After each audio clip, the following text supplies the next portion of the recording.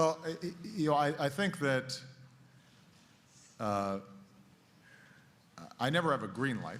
I'm bound by the Constitution. I'm bound by separation of powers. There's some things we can't do. Congress has the power of the purse, for example. I would love to fund a large infrastructure proposal right now that would put millions of people to work and boost our GDP. We know we've got roads and bridges and airports and electrical grids that need to be rebuilt. But without the cooperation of Congress, what I can do is speed up permitting process, for example. I can make sure that we're working with the private sector to see if we can channel investment into much-needed projects. But ultimately, Congress has to pass a budget and authorize spending. So I don't have a green light.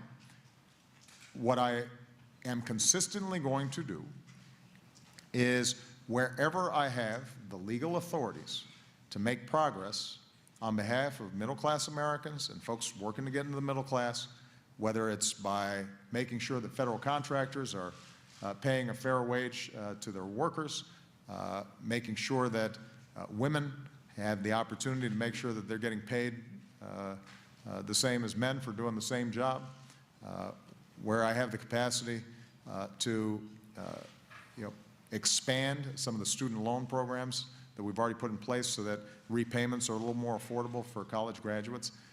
I'm going to seize those opportunities, and that's what I think the American people expect me to do. My preference in all these instances is to work with Congress, because not only can Congress do more, but it's going to be longer lasting. And when you look at, for example, congressional inaction, and in particular the inaction on the part of House Republicans when it comes to immigration reform, here's an area where, as I've said before, not only the American people want to see action, not only is there 80% overlap between what Republicans say they want and Democrats say they want, we actually passed a bill out of the Senate that was bipartisan. And in those circumstances, what the American people expect is that despite the differences between the parties, there should at least be the capacity to move forward on things we agree on.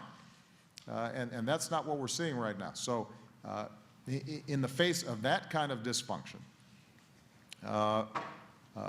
what I can do is scour our authorities to try to make progress. And we're going to make sure that every time we take one of these steps that we are working within the confines of my executive power. But I promise you the American people don't want me just standing around twiddling my thumbs and waiting for Congress to get something done.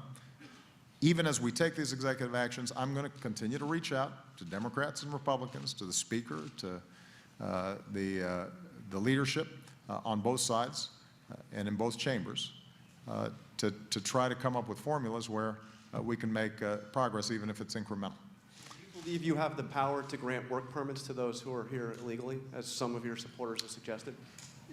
What I certainly recognize with respect to immigration reform, and I've said this in the past, is that we have a broken system.